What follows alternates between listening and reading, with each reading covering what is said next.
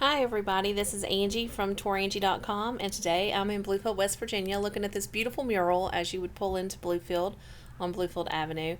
I took a left on Monroe Street to pull into this parking lot, but that shows the lemonade and the Christmas tree lit up because this is the nature's air-conditioned city for the lemonade and the Christmas like capital of West Virginia. But then it also features Big Blue, or Sir Blue, which is the mascot for Bluefield State University.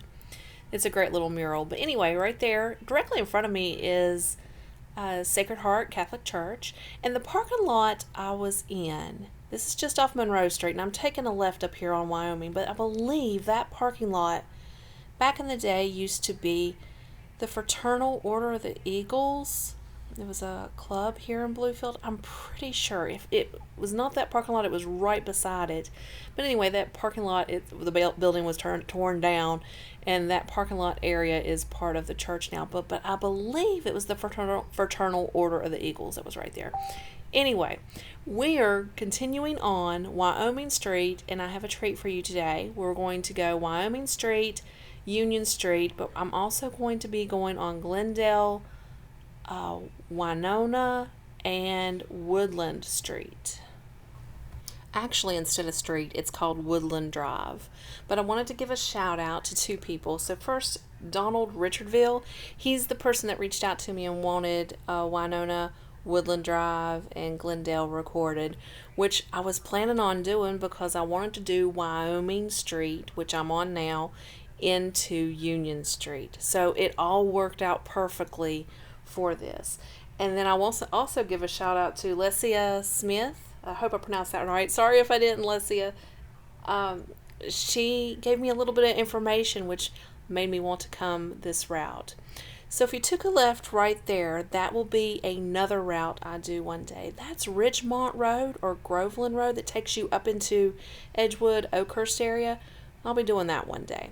But anywho, we're going to talk about Elizabeth Kee in this video because at one point when we go down Woodland Drive, there will be her house on the right, and I've got a little bit of a picture of it for you, and I'll just insert it here in the video coming up. But we're going to talk about Elizabeth Kee this whole video and let you see what this road looks like and how, well, there's not a lot going on. It's full of nature, and then we get towards the end is where the houses are.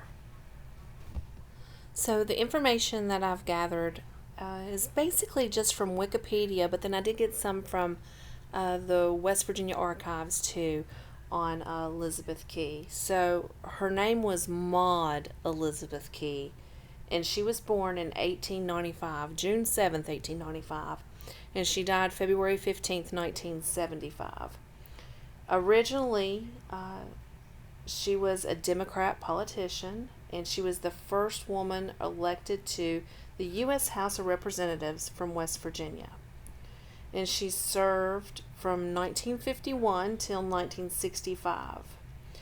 Her major thing that she was interested in was specialized in veterans and unemployment issues during her congressional career. But we're going to talk a little bit about her life. She was born in Radford, Virginia, and she was one of 11 children.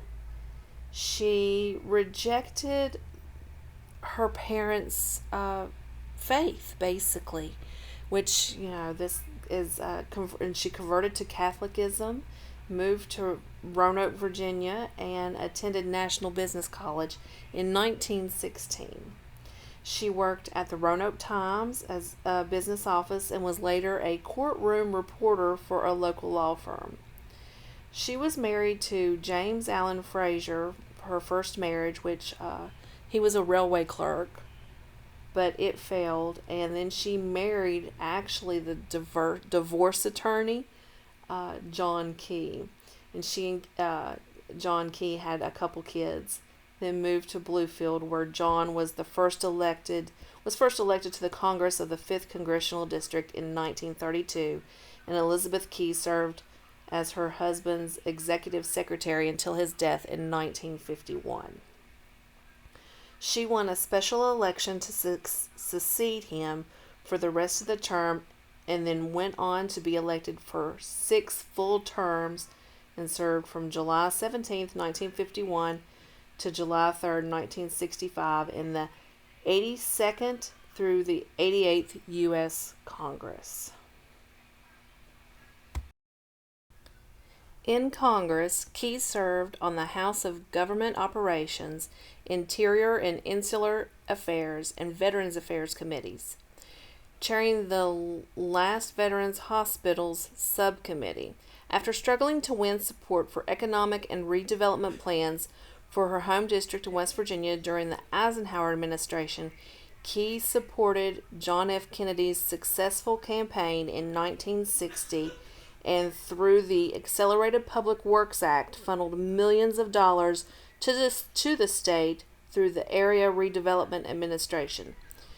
She did not sign the 1956 Southern Manifesto and voted in favor of the Civil Rights Act of 1957 and 1960, as well as the 24th Amendment to the U.S. Constitution, but voted present on the Civil Rights Act of 1964. Kee did not seek re-election in 1964. In fact, she was succeeded in Congress by her son, James Kee. And when she retired, she lived here in Bluefield. Now, right here on the right, you're going to see this is one of the houses that she lived in at the time. Here's a picture, too, that's I've put up. It's not a really good picture, but since my camera was facing forward, I couldn't really take a really good picture here. So I was using Google. Anywho, that's a little bit of the information on Elizabeth Kee. And she lived right here in Bluefield. That was one of the houses that she had lived in. So Elizabeth Kee Federal Building is named in her honor, and that is in, downtown Bluefield. It'll be featured in my next video. If you've been through Bluefield, I'm sure you've seen it a million times on the right, but I'll have a picture up of it just in case you are not familiar with Bluefield or anything. I'll have a picture up of it in the next video. So we're continuing our drive on Woodland Drive. We have finished Wyoming and what was that? Glendale, and we've came up Winona. We were on a little bit of Union Street, but now once I get to this stop sign and take a right, I'll get to the next stop sign. The rest of this video will be dedicated to Union Street. I'm going to take a left, then I will do a U-turn up at the top because it does dead end, and then turn back around and show you all of Union Street. Union Street is a very, actually popular area. There's tons of houses up through here on Union Street, and some of them are quite beautiful, large houses. There's a few that have, in fact, I think the couple houses right in front of me are some of the most beautiful houses on this street. There are some real beautiful houses. There's a lot. See, look at that house. It just needs some work. Actually, that house is beautiful. But there's a couple houses on down the road that need a little bit of work, but they're beautiful houses. But there are tons of houses on this street. And the road's paved, or at least part of the road has been paved. So that's great, too, to fill up any potholes that have happened over time due to the wear and tear of the road. But anyway, we're just going to go right up here so you can see we'll do all of Union Street basically. Right up here where it dead ends, I'll turn around. So since we've talked about Elizabeth, let's talk about the rest of the family. So John Kee, her husband, who was born in 1874 and died May 8th, 1951, was a Glenville, West Virginia native. Attended Glenville State College, and then, of course, as I mentioned earlier, relocated to Bluefield around 1910. After studying law at West Virginia University and practicing law in Glenville, and for a short while in Mexico. After serving in the West Virginia Senate from 1923 to 1927, John was elected in the Franklin Roosevelt landslide of 1932 to the 73rd Congress, defeating Republican incumbent Hugh Ike Schott. By 1949, he had risen in seniority and been named the chairman of the powerful Foreign Affairs Committee. John, who had a history of heart problems, died of a heart attack while presiding over a meeting of his committee in 1951 and is buried here in Bluefield. So we have talked about Elizabeth Kee a good bit, but with her being the first person elected, did you know it took till the year 2000 for the second woman to be elected, and that was Shelley Moore Capito. But anywho, we're going to continue on. She is buried here beside her husband in Bluefield. And now James Kee, which is their son, was born in Bluefield and attended multiple schools in addition to Georgetown University in Washington while his father was serving in Congress. He served in a number of federal posts as well as the Army Air Corps during World War II until his mother's election to John Kee's seat. James then became her administrative assistant, serving until his own election in 1964. As congressman, James kept the family tradition of naming a close relative to his administration as an administrative assistant by choosing daughter Kristen for the position. Following the 1970 census, a loss of population cost West Virginia the congressional seat. Speculation was that the state legislature intended to force the defeat of Congressman Ken Helchler in 1972 when it redrew the district boundaries to include approximately 2/3 of Kee's 5th district, which a smaller portion of Heckler's 4th district. Regardless, Heckler won a sizable Democratic primary victory over James Kee, ended the Kee dynasty. And then James Kee died of lung disease in Montgomery in March of 1989. But he's also buried here in Bluefield. It's actually in Monte Vista Cemetery, which is, it's Bluefield address, but it's not in the city limits of Bluefield.